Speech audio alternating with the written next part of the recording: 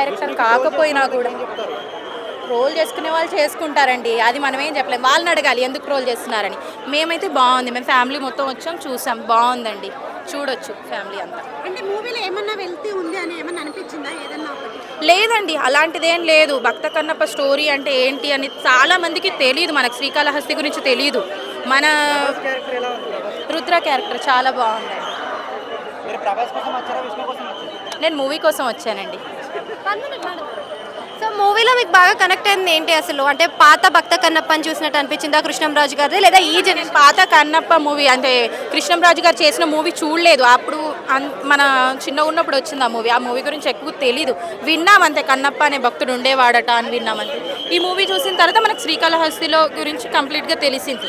మంచు విష్ణు గారు చాలా బాగా యాక్ట్ చేశారండి. మొత్తం కూడా హైప్ అంతా ప్రభాస్ తోటే ఉంది కదా, మరి మూవీలో కూడా ప్రభాస్ తోటే హైప్ ఉందంటారా, లేకపోతే మంచు విష్ణుదేమన్నా? అలా ఏం లేదండి. ఇప్పుడు ప్రభాస్ గారు వారి క్యారెక్టర్ని వాళ్ళు బాగా చేశారు. ఇప్పుడు భక్తుడుగా మంచు విష్ణు లేనప్పుడు దేవుడిగా మనం చూడం కదండి. ఇద్దరు ఇంపార్టెంటే. Thank you.